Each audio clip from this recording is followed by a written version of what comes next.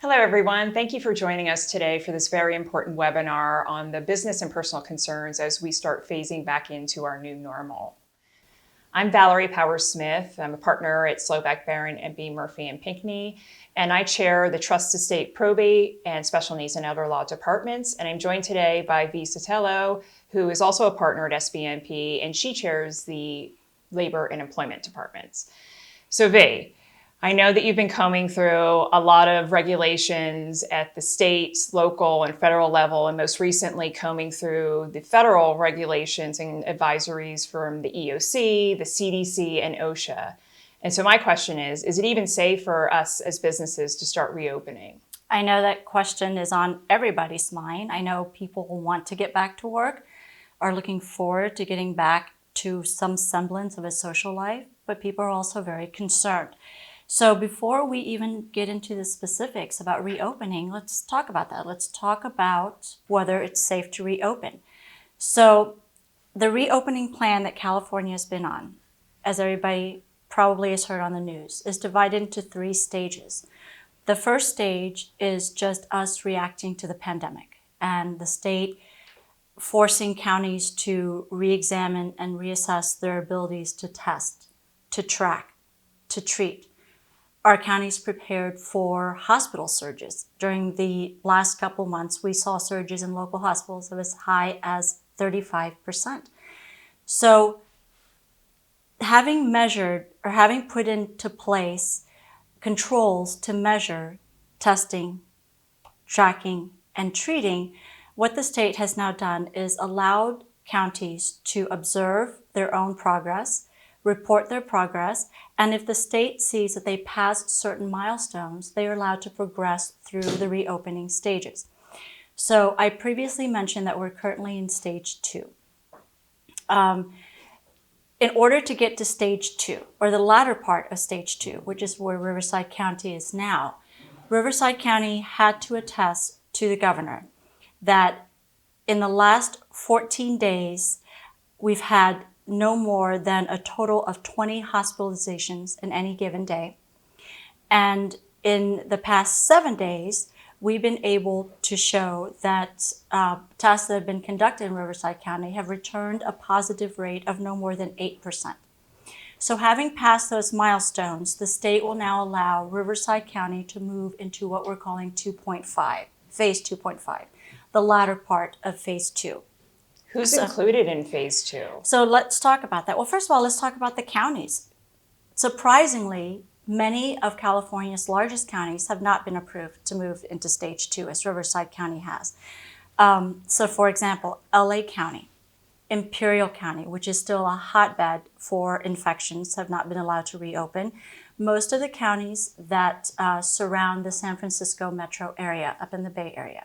We've heard that at the beginning of the pandemic, they had a very difficult time with the hospital surges. So Santa Clara, Alameda, Contra Costa, San Francisco, San Mateo, Marin County, all of those counties are still only in phase 2. So congratulations, Riverside County, San Bernardino County, Orange County, San Diego. We've done a fantastic job demonstrating to the state that not only have we implemented adequate safety measures, we're prepared to handle any future outbreaks. So what the state has allowed us to do is move into a stage in which we're allowed to open more businesses. So your question with regards to what is allowed to reopen, offices such as ours, curbside libraries, drive-in movie theaters, manufacturing, shops and restaurants up until Friday night were only allowed to have curbside services. As of Friday night, we were approved, Riverside County, to move into 2.5.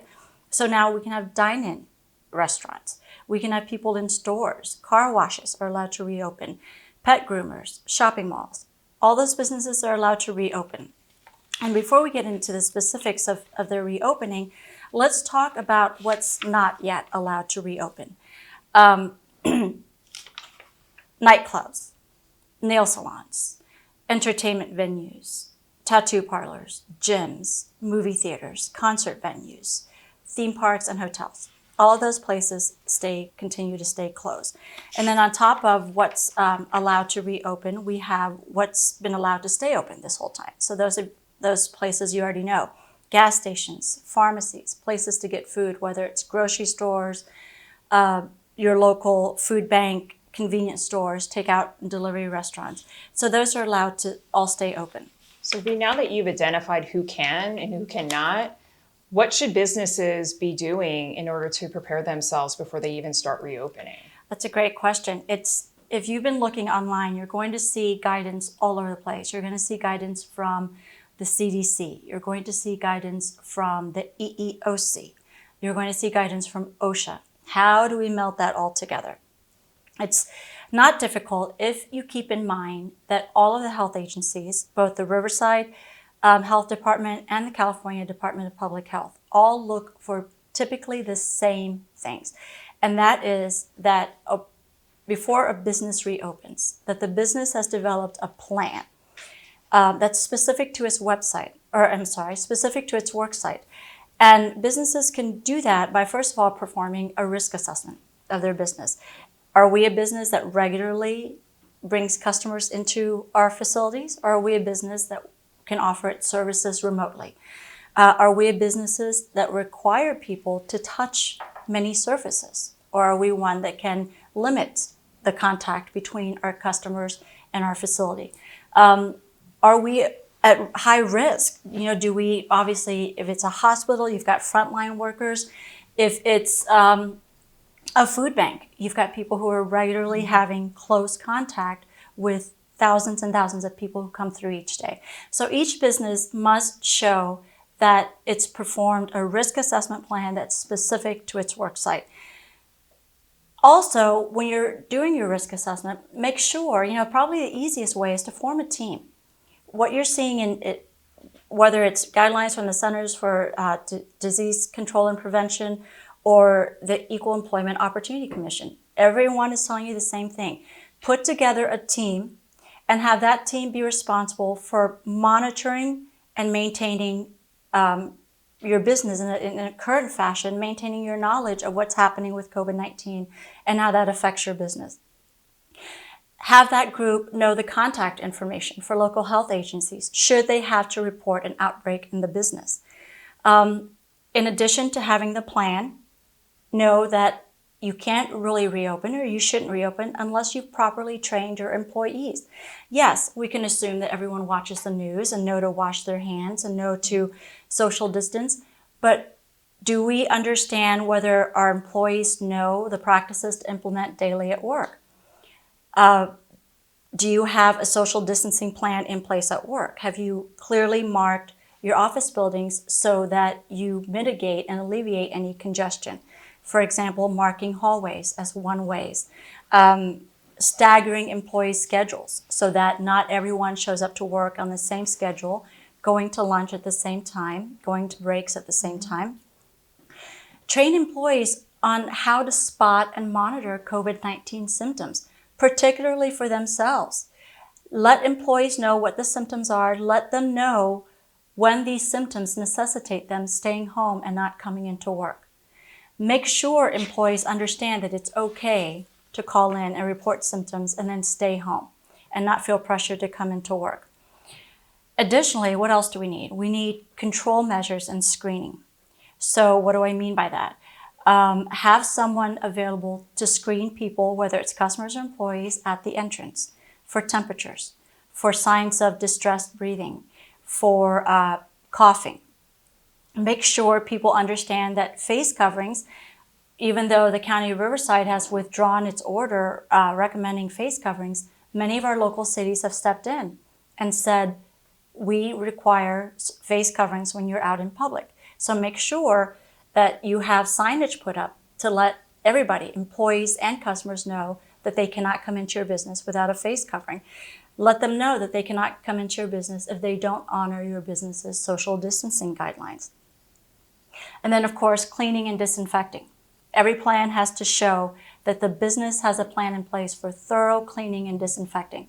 And this is just not once a week or once a day or even a couple times a day. It's constant If you've identified surfaces in your office, in your business, at your restaurant that you know customers and employees touch on a daily basis often, you have to be prepared to have those surfaces wiped down. In some businesses, I'm seeing them wiped down immediately after use. They have an employee standing by, so as soon as you're done touching a surface, they wipe it down. In some businesses, it's a thorough wipe down and disinfecting at the beginning of each day and at the end of each day with periodic cleanings in between. But you had mentioned wearing face coverings. Do employers need to be thinking about, I need to have things on hand to provide to my employees so that I can ensure guidance? Valerie, I can't stress that enough. That absolutely, absolutely. Please, if you're going to require people to come into work, please understand that they may not have ready access to face coverings. They may not have an unlimited supply of hand sanitizers at home. So if you're going to require people to come into work, especially employees, you as the employer should be prepared to provide face masks. Don't assume that everybody has face masks. Be prepared to provide sanitizers in all common areas. At our office, I know that we purchased a bottle sanitizer for every office. Do what you can to make sure your employees have the safety equipment, the cleaning equipment necessary to stay safe and to keep your customers safe. And in addition to that, just stress the physical distancing. It's not that hard, but you need to do as much as reasonably possible to take care of yourself and your employees. So let's move into the topic of employee relations. How do we as employers make sure that we're communicating all of these safety precautions that we've engaged in so they feel comfortable coming back? And how do we deal with employees when they're back in terms of compliance and monitoring their symptoms so that everybody is happy and safe? And this component, Valerie, thanks for bringing it up, is so critical because for businesses to reopen, you have to have your employees. If they don't feel safe, they won't come in. If they don't feel you've taken enough measures to protect them, they won't come in. And what happens if they have COVID-19 and they want to come in? So you have to be prepared to address this very significant component of reopening. So first things first, what should you do if you find out that one of your employees either has COVID-19 or has been exposed to COVID-19? Some of you might have recalled about a couple weeks ago, the governor issued an executive order which raises the legal presumption that if a worker is working during the pandemic, he or she would have contracted COVID-19 at work. If this person reports having COVID-19, the legal presumption, according to the governor's order, is that the employee contracted it at work. So that makes it a workers' comp case. What that means, though, is that you now have to treat COVID-19 like you would any other injury or illness that occurs in the workplace. If you get a report of an employee who has COVID-19, you have to write down in your OSHA injury log, just like you do any other injury that occurs at the workplace, the employee's name, the date of the reported illness, and enough information so that OSHA has it if it audits you. What about notifying your other employees of the exposure at work? You need to immediately, after you've gotten information that an employee either has been exposed to or has COVID-19, you need to gather information on all of the workers that this employee would have come into close contact with in the last 7 days. So what does close contact mean? The CDC defines close contact as being in the vicinity of someone who has COVID-19 in which you are less than 6 feet apart from that person for a period of 10 minutes or longer. So that's considered prolonged close contact by the CDC. Any employee who has had prolonged close contact with an employee who has been exposed to COVID-19 must be warned of the exposure. How do you warn? You can't ever release the name of the employee, or you can't give enough information so that other employees would be able to identify this employee. The best you can do is say the company has recently learned that one of its employees has a confirmed case of COVID-19 or has been exposed to COVID-19. According to our records, you have had close contact with this employee for a period of 10 minutes or more in the last 7 days. And therefore, we are giving you notice and recommending that you follow all applicable CDC guidelines. You can't say employee Joe Smith was exposed and informed us that he was exposed. You can't say employee who will remain unnamed but who occupies the office in the southwest corner of the building.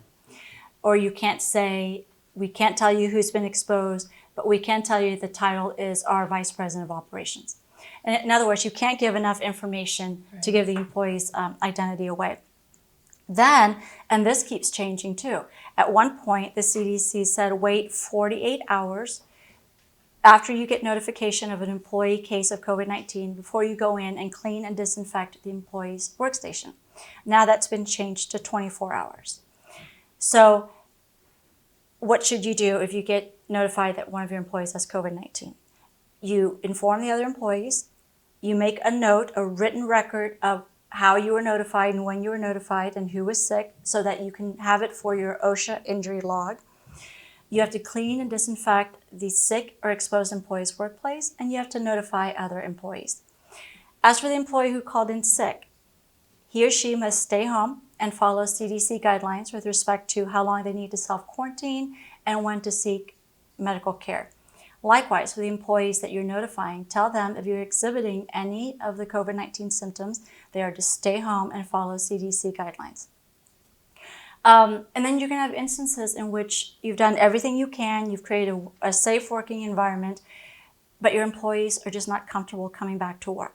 So what about screening? Or as employers, should we be screening people? Absolutely, Should we be asking screening them to be tested? Absolutely, and thank you for bringing that up.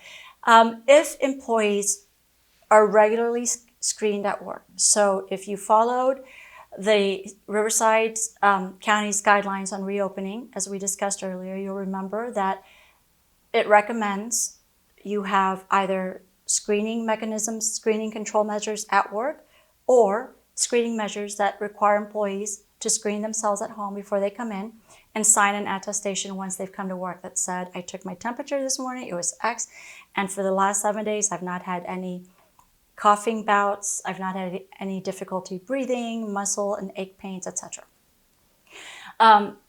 If you have those screening protocols in place, if you have the social distancing protocols in place, if you've cleaned and disinfected your workplace, if you have an emergency response plan implemented, and still the employee does not want to come into work, my advice to employers right now is please be very flexible. People have a myriad of reasons why they can't come in. Some are very legitimate. I'm hearing a lot of, I live at home with older parents. My mom had cancer, so she's got a compromised immune system. So I'm very wary about bringing work in. That's a perfectly legitimate reason. If you can accommodate this employee by allowing her to work from home, by allowing her to work, perhaps if you've got two offices like we do, allowing her to work in the smaller office in which she will, her contact with others will be minimized, I encourage you to. But some employers just do not have the ability to offer any other accommodations than come into work and we'll make your work environment safe. If you truly have taken reasonable measures to make your work environment safe, the employee really does not have a choice. He or she is called into work, into a reasonably safe work environment in which the employer has followed all of the state and county regulations with respect to implementing a safe workplace, then that employee is essentially abandoning her job. She may continue to collect unemployment until such time as the EDD contacts the employer and says, give us an update. Is there work available? And has she been called back to work? And if so, when? And at that point, that employee will likely lose her employment benefits. Are there other safety measures that we as employers should be putting into effect to sort of counterbalance an employee, such as the example you're just giving is concerned, such as are we required to invest money into providing masks and gloves and other sort of measures to make them feel even more comfortable? Absolutely, absolutely. And remember, we are in California. California goes out of its way to protect employees. And that means unless these accommodations impose an undue hardship on the employer, please, if you can, provide the sanitizer, provide the face coverings, provide plenty of soap for employees to wash their hands with. Mark your workplace for social distancing. Those are all reasonable measures. Yes, they're going to cost a little bit of money, but not enough to the point of making it impossible for employers to implement. So if you're a business in California and you want to reopen and you want to demonstrate that you're creating a reasonably safe work environment for your employers, you have to take those extra steps. You have to provide the sanitizer, provide the face coverings, mark your workplace for social distancing. You've been very thorough. And the only other question I have in my mind is, how do we as employers or as businesses convey to the community and to third parties that we're creating a safe environment for them? Absolutely. And believe it or not, Valerie, both the state and the county have taken those concerns seriously.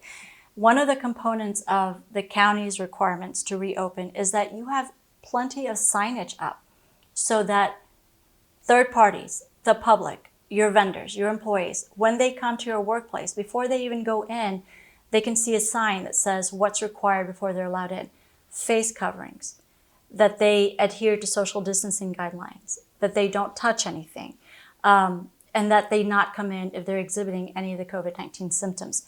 So the state and the county both think that it's very important for businesses to communicate to the public and to communicate to its employees what it's done to make that environment safe and what it continues to do, and what will happen if people come into that particular environment and do not abide by their guidelines for social distancing, for face coverings, for cleaning and disinfecting.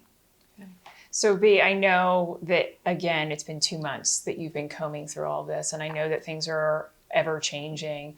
What can you tell people as of today? What date is what we know to be so today, and what should they be prepared to deal with in this ever-changing atmosphere of advisories and guidance and rules? It is ever-changing. It's changing all the time. So, for example, when we started talking about what to discuss, I had a list of topics in place. By last Friday, May 22nd, all of that changed because we moved into phase 2. And then it changed again last night when the Riverside County Board of Supervisors announced that places of worship can reopen. So what we've talked about today are the most recent guidelines from the state, the county, federal agencies such as the Equal Employment Opportunity Commission, Centers for Disease Prevention and Control, and OSHA and Cal OSHA. So we're as current as yesterday, May 25th. Okay, so I mean, B, this is just so much information, and I think you've done a fabulous job to break this down into a digestible way. I know as we were preparing, you then started asking me personal questions about beyond business. What do people need to be thinking about? So what do you want me to help with today on that topic? So Valerie, our discussion has really made me think on a personal level, what do I need to do in order to prepare myself, my family, if one of us, if I or my husband comes down with COVID-19? I mean, when you turn on the news, it's awfully scary to hear of someone being rushed to the hospital in the morning with difficulties breathing, and by that evening, that person is completely incapacitated and intubated in the hospital. What can we do to protect ourselves personally, Valerie? That's a great question, B. In terms of this topic, everyone always talks about the issue of estate planning, and I think that word can be a bit daunting, that people think estate means I must have great wealth. It's really an umbrella term that really encompasses two of the most important things that people amidst COVID should be thinking about, and it's what I call incapacity planning. And so incapacity is when something happens to someone. It could be temporary or it could be permanent, where he or she can't manage himself or herself any longer in terms of their affairs. And so that deals with personal decision-making about your body, about your health care, as well as what are the bills and personal business that you must manage on a daily, weekly, monthly basis. And so there are two documents that can be referenced to as power of attorneys. Durable power attorney is the most common to deal with the financial decision-making in one's life. And then a healthcare directive, also called an advance healthcare directive or a living will, deals with your body and medical decision-making. And so amidst COVID, I think incapacity seems real. Incapacity can happen on the turn of a dime, that someone drives to a hospital and the next thing you know, they are intubated on a ventilator and in a coma for a prolonged period of time. And if you don't have, in that instance, a healthcare directive, and we're not letting people into the facility to readily identify them as the spouse or next of kin that should have authority to make decisions, it can make it very challenging for the patient, for the family, and those healthcare providers trying to provide care. So a healthcare directive is an absolute essential. There you appoint someone to step into your shoes. It's not someone deciding what they want to do. It's instead them giving you a voice when you can't anymore. And so those are difficult conversations. It's important for people to explain to whomever they've appointed, what do you want to happen if this happens? And I know myself, I've always been a very strong person about don't prolong my life. It wasn't until my husband said, well, what does that mean? Do I not give you a chance? Do I try one thing? Do I try a week? Do I try 6 months? And so you do have to think, and the person who's being appointed, ask questions so that you can best step into the person's shoes to make decisions. On the other side, there's your whole life outside of that facility where you're getting treatment right now, and people will panic. Is my mortgage being paid? Are my bills being paid? Is there something that's going to ruin my credit if someone can't step into my shoes? And so that's where the durable power attorney can take place, where someone can have authority to be able to make transactions for you, to interact with your bank and things of that nature. So those are the two most important documents right now. I always say always, but right now people are seeing more and more incapacity happening. Well, incapacity sounds very scary, not just to me, but I would imagine you're hearing stories on the news about, just like you said, people being driven to the emergency room in the morning, and by the afternoon they're intubated and completely incapacitated. Is there ever a time, Valerie, especially right now during the pandemic, that you would say it's just too late for you to get these documents in order? Yeah, I mean, that's a good point to bring up. Unfortunately, it's not a common thing. But I often get that call that my husband or my parent is in the hospital, they're on life support, or they're in advanced stage dementia, or it could be something. I literally got a call last week. My brother is dying. They think he is brain dead. What are my options? What can I do? And so once someone loses, the standard for these type of documents is contractual capacity. So someone being able to enter into a lease or buy a home, that's contractual capacity, and it's the lowest level that's involved in estate planning. Once someone's lost that ability, it is too late. It could be a temporary, it's too late, and someone gets to the other side, and then they certainly should put documents in place, but unfortunately, oftentimes it's too late because that person has truly lost capacity that will never be regained. And then the only alternative is someone to petition the court to obtain what's called a conservatorship. Obviously, that's not quick. It's not easy. It's a lot more expensive than if you just did the durable power attorney or healthcare directive. And oh, by the way, our courts are still temporarily closed in terms of they're not seeing us in person. They are scheduling things in the summer, and they don't deem these situations that are clearly an emergency. Emergencies are defined differently right now by our courts. And so we would have a very difficult time saying just because, and that's just to emphasize, not to trivialize, just because someone now finds themselves in the hospital due to COVID and they don't have anyone who can direct. And so someone's treatment course may run before they ever get the conservatorship. So it's really important to do these things when you have the capacity to do them and not wait for that emergency. It certainly sounds that way. Now, if I were sitting at home listening to this and thinking, all right, Valerie, you've convinced me, what is it that I need? I'm a newbie. I've never had my estate put in order. So what do I need to do, Valerie? Where do I start? Well, when I start talking to people, I try to get a sense of, have they thought about who I would appoint? I often like to send them what I call my little punch list via email so that they can work through it. But for the incapacity documents, I basically need to know, if you lose capacity temporarily or permanently, who do you want? And then I always ask for an alternative. I don't like to assume that someone wants to use their spouse. When you're dealing with financial, it makes sense to use your spouse because they always say same pot of money. But when it comes to your body, some people may have, I don't want my life prolonged and I know my spouse is going to. I love you, but I can't have you in that position. My example is my sister believes in miracles. I'm a realist. She was never appointed. So my mother and I had a pact. But I need to know, who do you want to serve in that capacity? When we shift to the estate planning documents, where you're deciding whether you need a will or a trust, then I need to know, who do you want to be in charge in those fiduciary capacities? So the executor is in charge of one's estate, that's named in a will.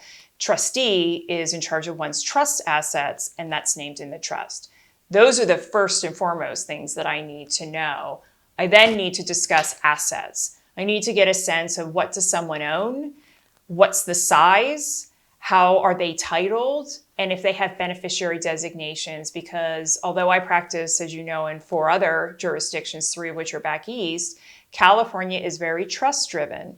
And so if people don't want to go through the formal probate process, which means court supervision, costs, it's not private, it's a public process, then they really need to look at having a revocable living trust. And so that's really where I need to know the assets the most, because I need to make sure that you actually retitle them in the trust. I have too many circumstances where we set up a trust, person dies with assets in their name, and so we're doing both procedures, and that's obviously not what the testator intended.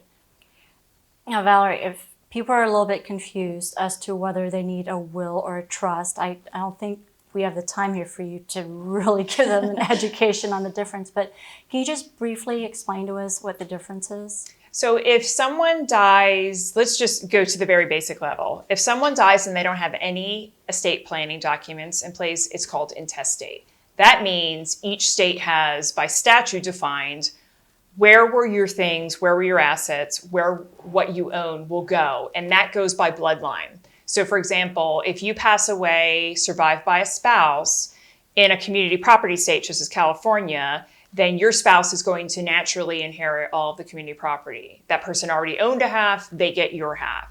If you have separate property and you are survived also by children, then surviving spouse, whether those children are biologically shared or not, they need to share a portion. And so it depends on how many children you're survived as to what each portion is. That's typically not how people want their surviving spouse to have to share with the children. It's usually after the second spouse or the children. If someone is survived not by a spouse, not by children, then the intestate statutes look where you survive by parents. If not, then they look at your siblings. If not by siblings, then they go down to what would be your nieces and nephews, and so on. You can see that at some point it could get to cousins that you don't even know. And so that's without any of these instruments. If you have a will, you are deemed to have died owning certain assets. The state of California, unlike other jurisdictions, says that if you have roughly above $166,000, you must go through the full probate process. That means you must lodge your will with the court, you must file a petition to probate all of those assets, and someone must file an official petition to be appointed as the administrator, personal representative, or executor, depending if you have a will or not. That person then must marshal the assets, they must send out creditor notices, and wait 4 months to see if anybody says that the decedent owed anything. Typically, that process is chartered by the court for a year. You can do it shorter, but it depends on what issues come up. Real estate, disputes among heirs, back taxes, unique assets that need to be valued or sold, and it takes a bit longer. In the converse, if you have a trust, when you die, the trust is considered to be an instrument that owns the assets. The decedent did not. So although during your life, you enjoy the same liberties, just with the trustee term behind your name as opposed to individual, of those assets you put in a trust, when you die, the trust owns it. And so the trust isn't subject to the same probate laws that are governed by the courts. And so the person administers, identifies the assets, makes sure taking care of debts, and follows the instructions in the same way the executor would of the will, but it's a private process. You only have to avail yourself of the court if there's an issue. So sometimes there may be ambiguity with the terminology and you're not sure as the trustee what to do in a particular situation. Unfortunately, there may be some unrest that people are omitted and they don't like it. They don't like what they were given or what they were not given, and then you might find yourself thrown into the court in that procedure. But it's really about, do you want it public? Do you want the cost of probate, or do you want it to be private and only the natural administrative expenses and your last expenses and debts to be what is taken away from what the residue is ultimately going to your named beneficiaries? Valerie, you've given us so much to think about. I would imagine that if someone is at home listening and they turn on the TV, they would be just as overwhelmed as I would be.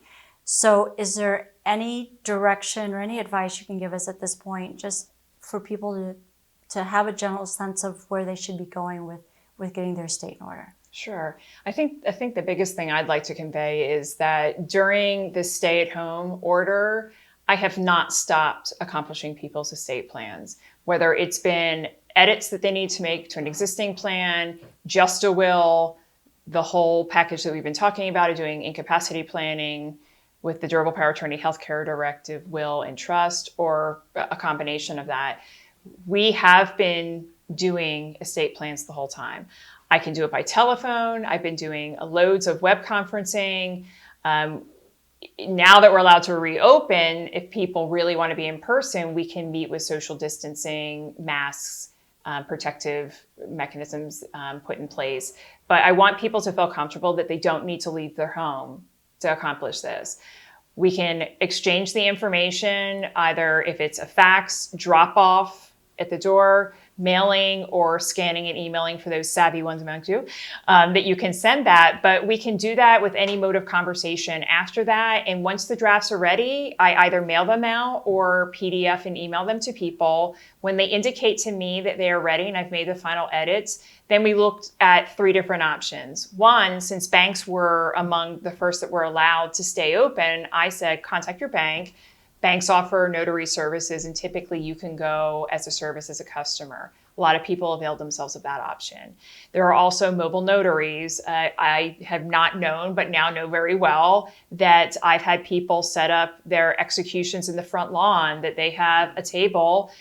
They come out, sign their documents, masked, gloved, with their own pen, leave their license for the notary, step away back into the house, and the notary then goes, same thing, she's masked, or he's masked, gloves and pen, and they record the information, and then they mail everything back to me. Third option, as my fellow partners like to laugh at me, my drive-through execution services, that people can come in the same way that they've gone to the food banks or testing zones in their car. My paralegal, who's a notary with 2 witnesses, will hand the envelope through the window, everything packaged. Again, everyone's masked, using their own pens, and wearing gloves. They witness them doing their execution. They hold their license up so that the notary can record it. And they even have a sticker that they do a signature so that nobody's touching her book, and they don't have to worry about how many people have touched her book before that. And so we're able to get these documents done. People shouldn't fear that it's a futile exercise to engage in right now because I can't leave the house, or I don't want to be exposing myself to someone. And so I think that people should take care of it while they're home, that they're safe, and that they know that they're well. I always say to people, you can only do the best planning as you can do right now with what you know. Don't get hung up with, I might want to change this, I'm not sure. You can make amendments at any time. Very easy to do so. So just think about what you need to do right now. We didn't even talk about, do you have minor children? Right. What if something happens? You want to have a guardianship delegation in one of your documents. Absolutely. Not just if you die, but if you become incapacitated. You want a delegation to say who takes over for your child to make decisions for their medical care or their education or whatever it is that you have natural guardianship authority for. And for those animal lovers of us, same thing with your pets. Right. Who takes care of your pet? Who makes sure they have authority to go to the vet if they need to? Right. Who makes sure that they're cared for, they have water in their food? And so those are also practical day-to-day things that you can put in your estate plan. And so I think people need to realize that it can be taken care of now. It is a scary and uncomfortable process to talk about, but it is something that's really important to do. No time better than the present. Exactly. So I know that some people also submitted questions. And so I know we promised Palm Springs Life Magazine that we would get to those. And we welcome future submissions. So the first one's for you. V, I'm concerned about going back to work. What precautions should my employer take to employees and protect them before they come back? As we discussed earlier, it should be all the same precautions that we've been discussing, whether they're established by the state or a local agency or a federal agency. Your employer should be able to assure you and any third persons coming into your office that there are social distancing protocols in place.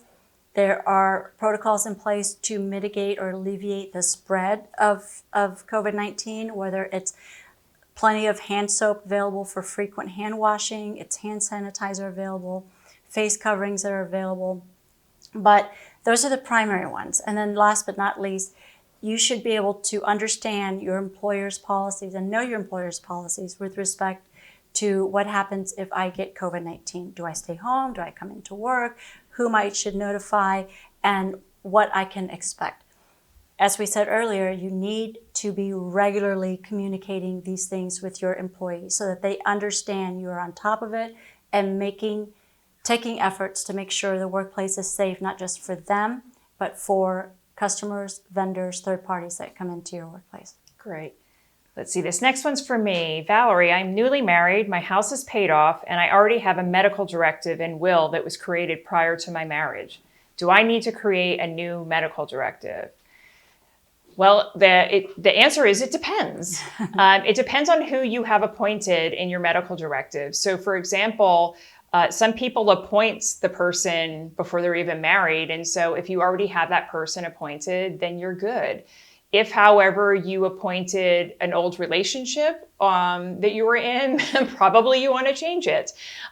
Sometimes people have their parents or siblings, and if that's okay, and you want to keep that appointment notwithstanding your marriage, you can do that as well. Naturally, medical professionals are going to look to a spouse. They typically don't ask, although as a former in-house counsel at a hospital, for risk management purposes, we do like to have documentation. But if you want your spouse, and your spouse is not named, then the answer would be yes, you'd want to change your medical directive. Next question for you, V. I am a business owner and I am looking forward to my employees and customers returning. Do I need to get additional insurance to protect my employees and customers? What is my legal liability? Well, that's another one in which the answer is going to be, well, it depends. Your liability right now, believe it or not, is an issue that's up in the air. Many businesses have questioned whether they should have everyone sign a liability release waiver when they enter the door.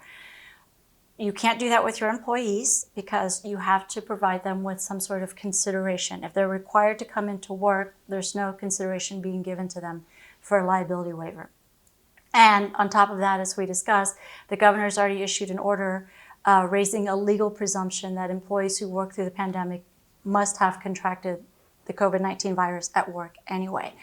But with respect to additional insurance, sure, contact your insurance company. We have a team of insurance attorneys at SBEMP who've been on top of this issue, who have advised us on whether certain clauses in your insurance policies will allow you to recover for the losses that you suffered during the pandemic.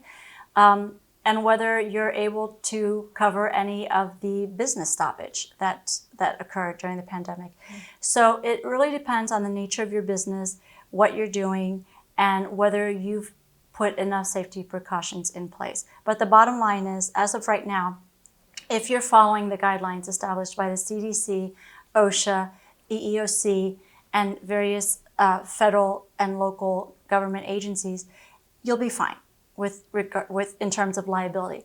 And just to recap, all of those agencies right now require that at a minimum, before you reopen, you have a safety plan developed and in place, that your employees understand what their personal obligations are in terms of washing their hands, sanitizing, monitoring their COVID-19 symptoms, that you have a point of contact for your business, whether it's a team or a person who will know what health agencies need to be contacted if we have a breakout, what hospitals need to be called, and what employees need to be notified.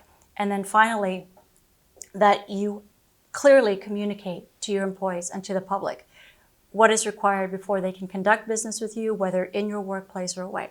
And that is social distancing, face coverings, monitoring your symptoms, not going into the public area, into another office, into a store if you have COVID-19 symptoms, and follow CDC guidelines with respect to cleaning and disinfecting. Okay. This next one's for me. Valerie, if someone is hospitalized for COVID and they don't have a medical directive or will, and they are going through a divorce, who is the next of kin that will have to make decisions on behalf of the patient? So this is an awkward situation.